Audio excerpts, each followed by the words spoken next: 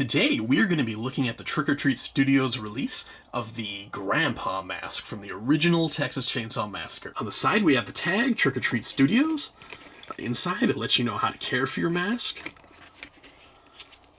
And then we also have the Texas Chainsaw tag advertising what else is available in this line.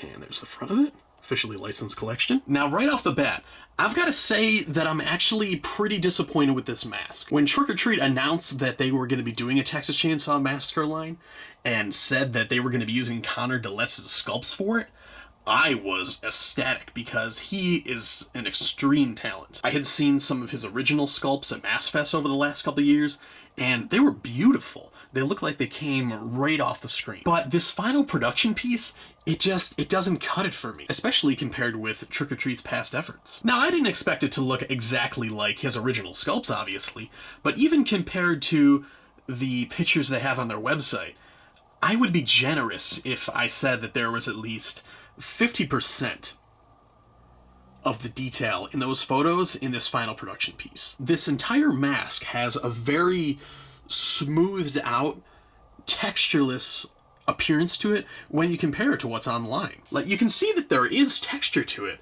but the paint job really is not helping bring out what texture is in this final production piece. Now, obviously, Grandpa was very, old and frail and dry and sickly and, kind of almost a monotone color in that film. And that is carried over into this mask. They get the sickly, light, yellowy tan color of his skin right. The problem is the shading. None of the wrinkles in this mask have any type of shading, and what they really needed was a nice deep wash to help bring out that texture, and all they have is a couple random sprays of airbrushing around the cheeks, the brow, and the lips, and that's it. The paint job just makes it look so flat. And I'll bring in the Wraiths Mask here for a second, just to show you the difference in these two masks. This is a cheaper mask. The Grandpa Mask is $50. The Wraith was, I believe it was $40 when I bought it.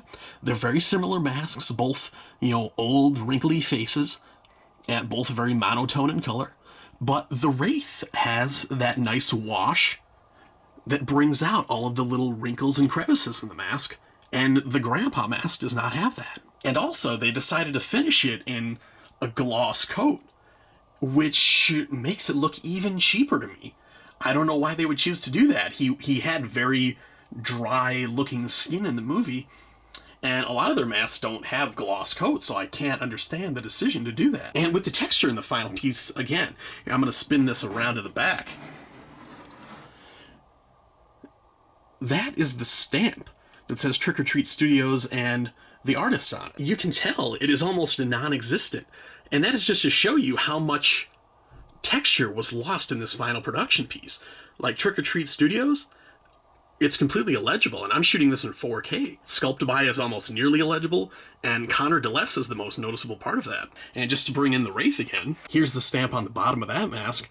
Very clearly illegible, every single letter. Nobody wants to see a stamp on their mask, but this is just to show you how much texture was lost in the Grandpa Mask. So I am sad to say that I can't really give this mask a good rating. My final rating for the mask is a 2 out of 5. And I have said a lot of negative things about the mask, but, there is a good amount of texture in it. The texture is there, just not as much texture that was originally advertised. The pull. This is a very good, thick, sturdy pull, so it's not going to easily lose its shape. That's always a big plus. And then the hair in the back. This is all actually rooted hair. As you can see, it's not just simply glued on. So that's another big plus, and they clearly took the time to make sure that that was done correctly. And I love that they were finally going to be bringing a great-looking Grandpa Mask to the market. Like, as soon as I saw it, that one I wanted more than the Pretty Woman Mask or the Killing Mask.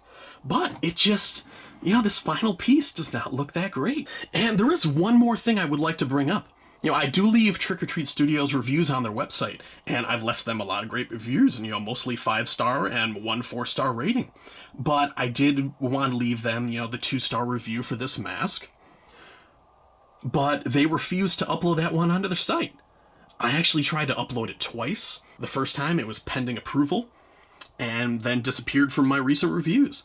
I thought there might have been a glitch, but then I put it back through. It stayed up for a day. Yeah, it was pending again, and then disappeared a second time. So it seems to me that they don't want to hear any type of critiques, if someone is not happy with one of their final products. But they are willing to accept compliments when someone's happy with their products. I mentioned the problems that I had with the mask, but I also did mention the few positives that I had with the mask, but they still deleted the reviews. To willingly remove a negative review from a customer who was unsatisfied with the final product, I really wasn't happy about that. So that's gonna wrap up this review for today. I'm sorry, this one was kind of a downer, but if you have enjoyed the video and thought it was informative, remember to like and subscribe if you haven't already. And if you love all things horror movies, monsters, and Halloween, be on the lookout for more videos like this in the future, because I always try to upload at least 2 or 3 every week.